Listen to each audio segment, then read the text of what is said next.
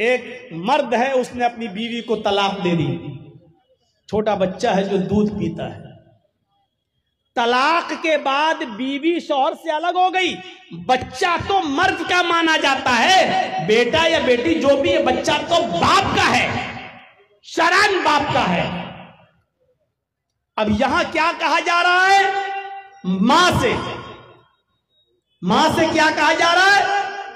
عورت سے، کہ تمہاری گود میں تمہارے شوہر کا بچہ ہے، لیکن باپ نے یعنی شوہر نے طلاق دے دی ہے، عورت چاہے تو اس بچے کو اپنے شوہر کی گود میں ڈال دے، لے تیرا بچہ تو سنبھال، میں جا رہی ہوں، تو نے تو مجھے طلاق دے دی، پھر تیرا بچہ میں کیوں پالوں؟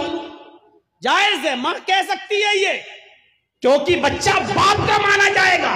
وہ الگ بات ہے کہ آج کل کی عدالتیں فیصلہ کر دیتی ہیں اور بچے سے پوچھتی ہے بیٹا تم کس کے پاس رہنا چاہتے ہو، بچے نے کہہ دیا ماں کے پاس، تو ماں کے پاس رکھا جاتا ہے، اور بچے نے کہہ دیا باپ کے پاس، تو باپ کے پاس رکھا جاتا ہے۔ وہ آج عدالتوں کا معاملہ الگ ہے، لیکن شرعاً بچہ باپ کا ہے۔ اب باپ کو حکم ہے کہ تم نے اپنی بیوی کو طلاق تو دے دی ہے، لیکن بچہ چونکہ چھوٹا وہ اپنی ماں کا دودھ پیتا ہے، اس لیے بچہ تو اپنی ماں کا دودھ ہی پیے گا۔ یہاں عورت کو حکم ہے کہ وہ اپنے بچے کو دودھ پلانے سے منع نہیں کرے گی، اگرچہ وہ شوہر کا ہے، لیکن جب تک دودھ پیے گا تب تک عورت اس بچے کو دودھ پلائے گی، 2 سال دودھ پلائے گی۔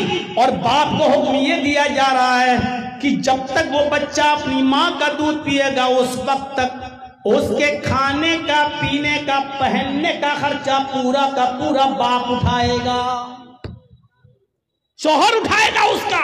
یہ مطلب ہدایت کا، وَعَلَى الْمَوْلُودِ لَهُ، جس کا وہ بچہ ہے اسی کے ذمہ ہے رزقهن وَكِسْوَتُهن، اس عورت کو کھلانا اور پلانا اور پہنانا، یعنی کپڑا بھی شوہر دے گا اور کھانا پانی بھی اس کو وہی شوہر دے گا، جب تک وہ عورت اس کے بچے کو دودھ پلائے گی۔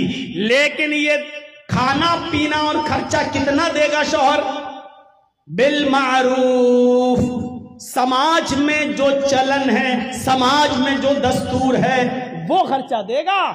اگر سماج میں دال چاول کھایا جاتا ہے تو دال چاول کھلائے گا، یہ نہیں کہ دال چاول چلتا ہے اور عورت کہے گی تیرے بچے کو دودھ پلا رہی نا، بریانی دے ہمیں پورے 2 سال تک، ہم قورمہ کھائیں گے 2 سال تک، ہم نہیں۔ غور کیجئے، ادھر بھی اسراف اور فضول خرچی سے منع کر رہا ہے اسلام۔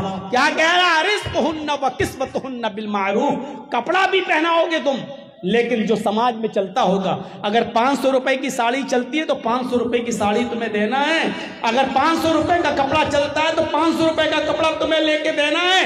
سماج میں جس چیز کا چلن ہے اس کے حساب سے، یہ نہیں کہ وہ 50,000 کا سوٹ مانگے گی تو 50,000 کا سوٹ لا کر آپ دو گے، نہیں۔ تو یہاں پر بھی اسراف سے منع کیا ہے۔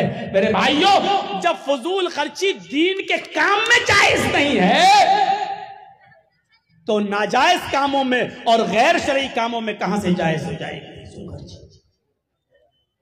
تو اس لیے شادی اور بیاہ کے اندر فضول خرچی سے ہمیں اپنے معاشرے کو پاک کرنا ہے، اپنے معاشرے کو صاف کرنا ہے، فضول خرچی سے ہمیں اپنے آپ کو بچانا ہے۔